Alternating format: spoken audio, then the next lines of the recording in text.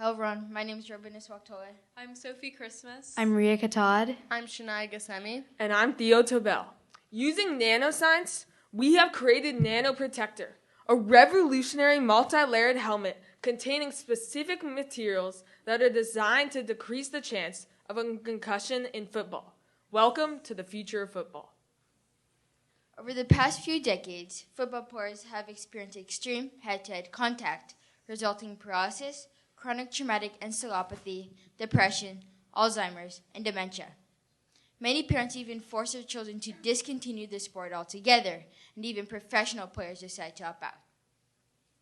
For example, Chris Borland, a star rookie, rejected a multi-million-dollar contract because he recognized that such a sport with such limited technology was going to cause a concussion. Furthermore, to prove that the technology behind football is ineffective, Boston University and the U.S. Department of Veteran Affairs tested the brains of 91 deceased NFL players, and 87 of them, or 96%, tested positive for CTE. This indicates this isn't just a problem with a few players, but one that nearly affects all. Our solution is to create a helmet with a non-Newtonian polymer, sorbethane.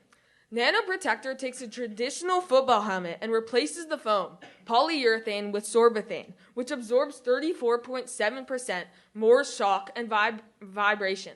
As a matter of fact, sorbethane was used to protect the Liberty Bell during transportation, minimize vibration during the Air Force Memorial, and protect sensitive cameras on NASA space shuttles. As a non-Newtonian polymer, sorbethane has the ability to become extremely dense and strong when encountered by another force.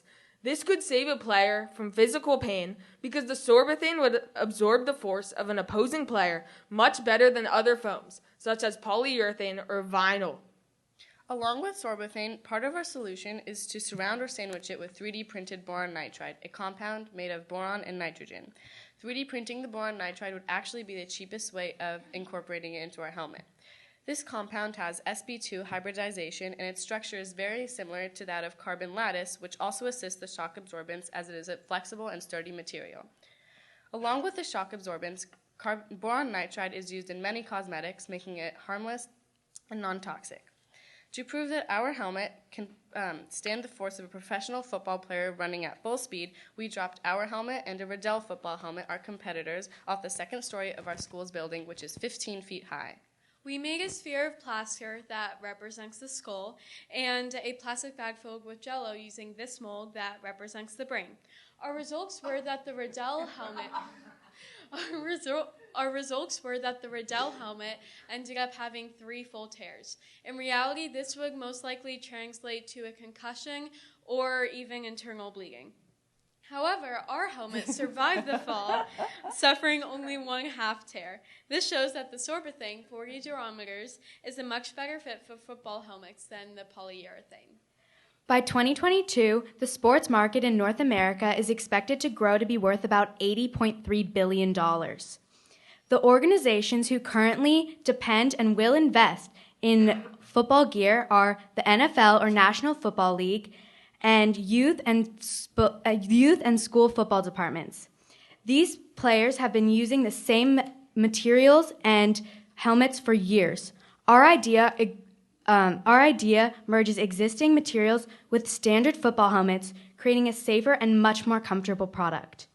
Standard football helmets cost between $300 and $400, while the sorbethane added will cost $550. Although it will cost more, parents and players will spend less on other expenses such as medical bills and physical and mental therapy.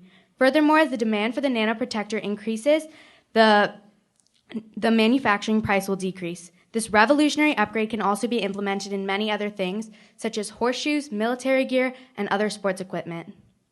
Unlike standard football companies, we don't employ the use of foam as a protector. We use materials that have been proven to reduce the rate of injuries. Furthermore, the foam in traditional helmets have been linked to long-term illnesses such as skin and lung irritations, as well as asthma. 1, 2, 3. Never fear, sorbethane is here.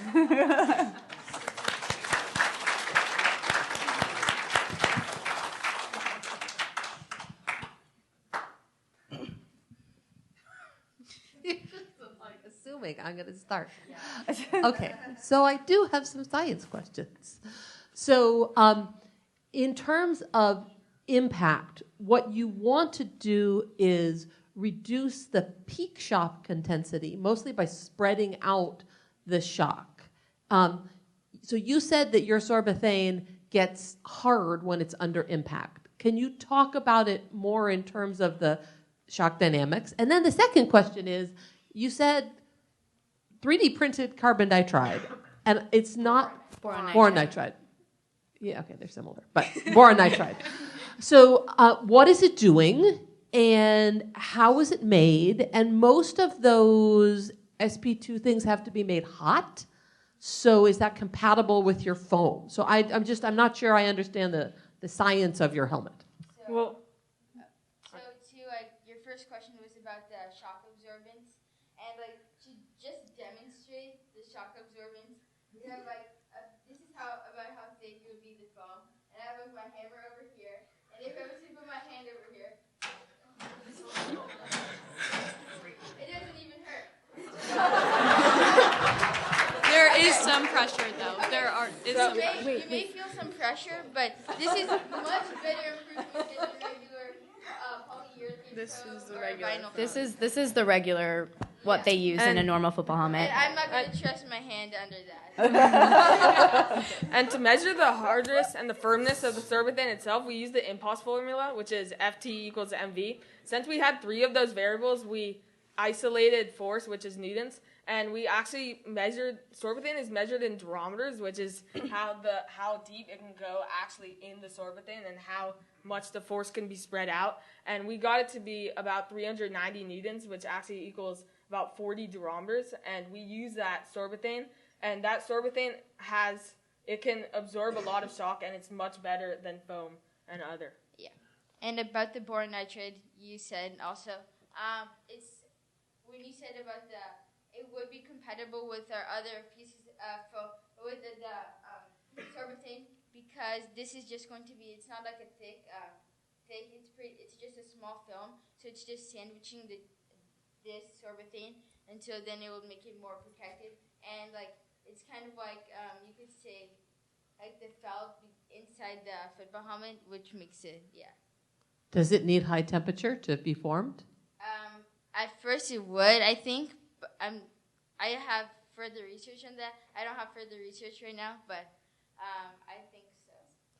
Okay, but so just one more question about the shock. So in general, for energy dissipation, you said it gets hard when it gets shocked, but in general, for energy dissipation, you want something that actually, gets soft and deforms a whole lot and uses up the energy. So can you say something about how it uses up the energy? So the boron nitride is mainly there because the boron nitride is a flexible material, and so the shock can be spread out using the boron nitride, and then once it hits the sorbethane, the sorbethane is what stops the shock completely, so that it doesn't hit. It stops the shock before it reaches your skull. Yeah. And we'll get to. This energy is going to be turned into heat instead, but it's not going to turn into high temperature heat where it's going to harm the player, but just maybe a low temperature heat.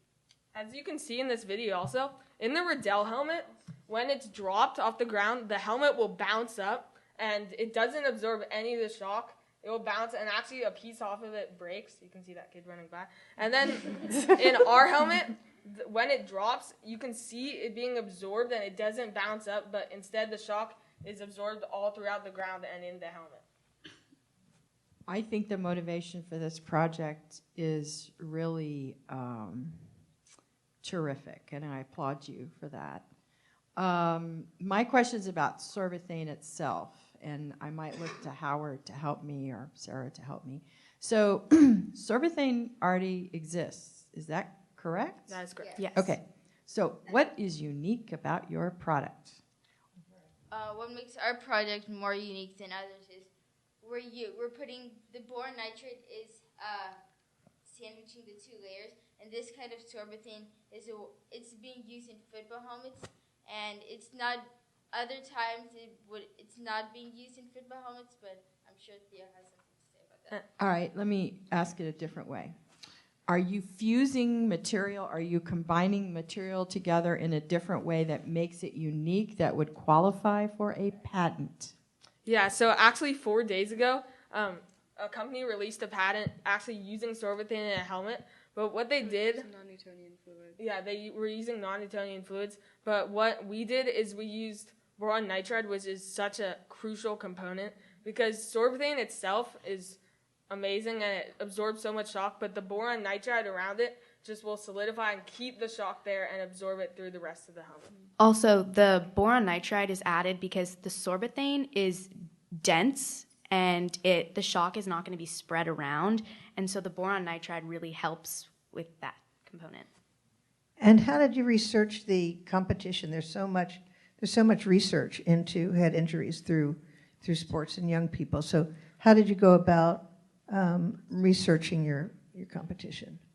Well, first, I sort of took the head on it because it was sometimes in my paragraph, but I was helped a lot by them. I looked up a bunch of different articles. I think it was American Sports Society or something like that. They had studies showing about what Robin said where it was CT. It was the disease found in a lot of passed away NFL players, and I looked up what percentage of parents wouldn't let their kids see that, because believe it or not, that's actually on the internet. And I also researched different diseases that were found and how common the injuries were. And then for the other stuff, Robin can explain. Yeah. And compared to 87 out of 91 NFL players got a CTE. That's using the foam that's already currently used in the NFL. This foam. Yeah. But with our foam, it would be totally different. It would be much less because as you can see over there, we had 3 tears, which really translated into a concussion. But ours only had 1 tear, which would make a less minor injury or possibly no injury. And football, when you think of a sport, it's supposed to be fun. It's a hobby. But we don't want to take that away because it's so dangerous. We want it to be the hobby is supposed to be all along, and we want kids and adults playing it. Seems like there's still a few more questions, but maybe let's do 2 more. Sure. That's okay. Real quick question. How much does it cost to make? So the mass production would be much less affordable. Would be more affordable, but right now using $500. The prices from online, it'd be $550, which is a little bit more than a standard helmet, but the amount of protection it provides to the player is going to be much more important than just a few bucks. So is $550 the cost, or is it how much you're selling it for? So $550 is how much we're selling it for, but it will actually cost to make it. It will cost $500 to make it because the boron nitride, we researched how much it would actually cost, and I think we needed about 2 to 3 kilograms of it, but this wasn't 3D printed, and so looking up how much it would be to 3D print it, it was much less. It was almost $25 less for just that amount. And as we mass produce it, we found this website where it said that 1 to 9 kilograms would be $50, while 100 plus would be about $10 to $15. And so so mass producing it would make it a lot. Did you just say that you're going to sell it for $550 and it's costing you $500 to produce? But that's just for one helmet. Not yes. mass producing. That's your margin, right? That's your unit economics margin. Mm-hmm. That's an awfully low gross margin. Yes, but many institutions and football companies in the NFL are willing to fund such a promising product because it's helping their players. So we could get that price to go much lower than it currently is right now. I think you should probably maybe focus on raising the price if it's that valuable to them, especially for NFL teams. So maybe sell it for $1,000, $2,000, versus and costing you $500 is fine. They're worth billions. So you can ask for a little more. And I also think the price should also be higher because football helmets now, they break a lot. Even during games, players have to use multiple football helmets per game, and our helmet would they wouldn't have to replace it as much, so it'd be replacing a lot of helmets in just one helmet. So one more quick question, if there is one? No? Okay. Well then, thank you guys very much.